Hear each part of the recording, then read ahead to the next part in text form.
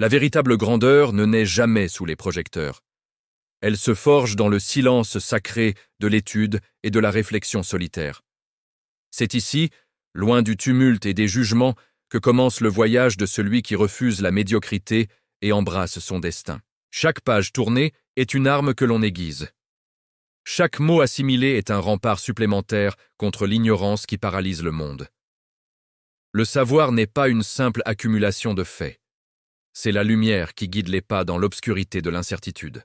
Prendre des notes, analyser, comprendre les mécanismes du pouvoir et de l'âme humaine devient une obsession nécessaire pour survivre et triompher. Dans le reflet de ses yeux, on perçoit l'immensité de la quête.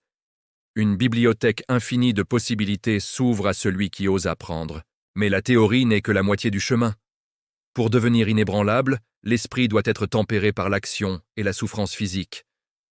Chaque coup de marteau sur l'acier incandescent représente une épreuve passée, un rejet, une insulte ou un échec transformé en force brute. La sueur qui perle sur le front est le prix de la transformation. On ne naît pas excellent, on le devient à force de volonté. L'acier devient plus dur sous la pression, tout comme l'âme humaine s'affine lorsqu'elle est confrontée à la rigueur de la discipline. Entre le feu de la forge et le calme de la pierre, l'homme cherche l'équilibre parfait entre la puissance et la sérénité. La méditation profonde n'est pas une fuite, c'est une confrontation avec soi-même. C'est là que l'on dompte ses démons intérieurs. Le contraste est saisissant. La violence du travail manuel et la paix absolue de l'esprit. C'est l'alchimie de l'excellence.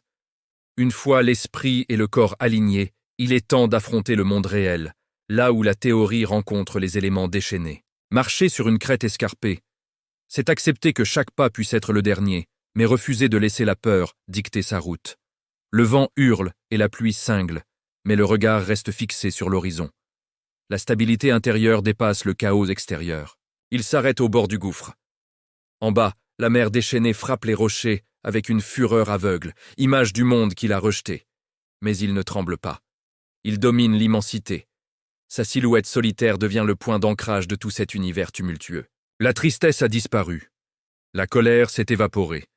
Il ne reste qu'une clarté diamantée, une compréhension lucide de sa propre valeur. Il n'est plus en lutte contre les éléments. Il fait partie d'eux. Il habite le monde avec une autorité naturelle et silencieuse. Le retour à la civilisation n'est pas un retour à la normale.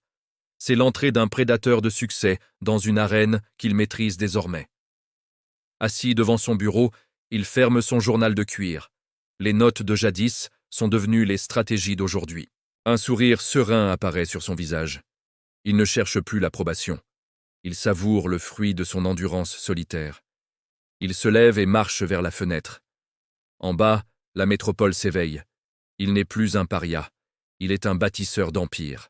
Le chemin a été long, mais chaque pas dans l'ombre a servi à préparer ce triomphe éclatant et pourtant discret.